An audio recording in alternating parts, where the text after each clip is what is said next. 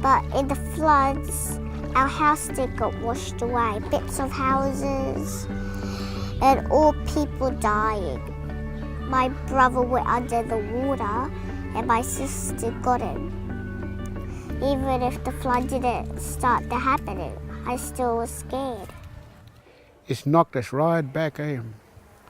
And my wife gave us a big cry next morning when where we lived, in the tree, and the animal was, destroyed. We lost practically all of our crops that we had in.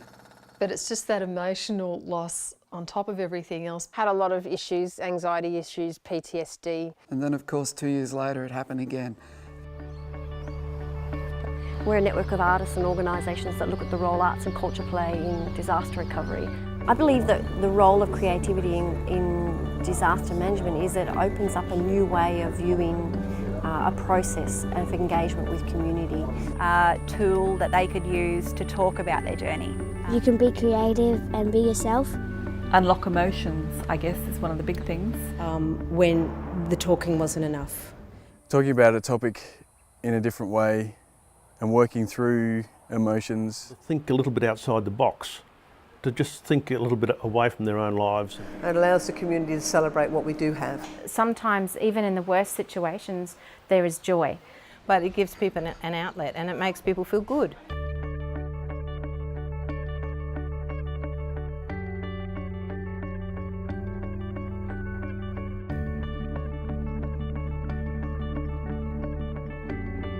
You ready, sound person? Okay, it's quiet in the studio, please. You know, you think, here are kids who've been traumatised, here are kids who've been through a big event. But get into a story, get into that space where they're being creative, and that just goes.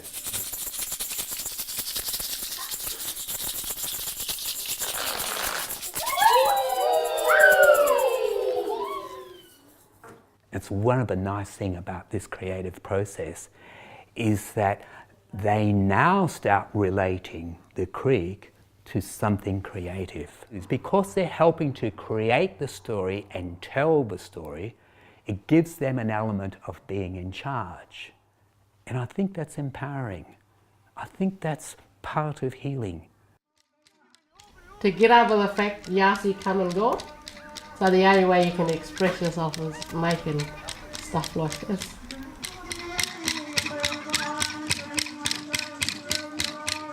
It's got a shining light with all these artists around, and probably we might make it a little bit more with dancing, and make it a little bit shining light more, brighter, Tough times, there's been fun times, there's been times when we've roused at each other. There's been times when we've hugged each other in love. There's been lots of times together. At the end of the day, we just say, I love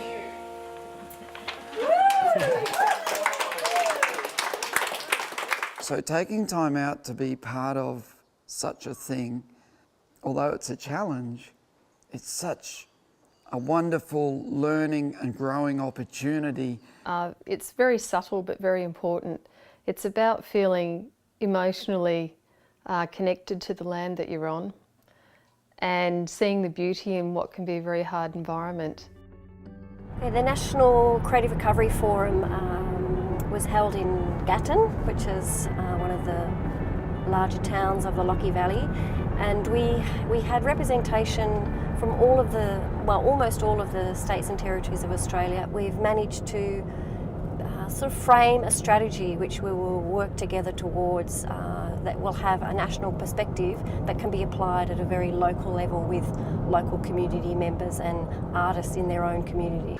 So when people are doing their disaster recovery plans at the national, state, regional and then local levels, that arts and culture would find that, would be incorporated in them. I think that the fact that now we know the arts, culture and creativity have a huge role to play in a community's recovery means that in the future we will be able to have a place at the table of broader recovery.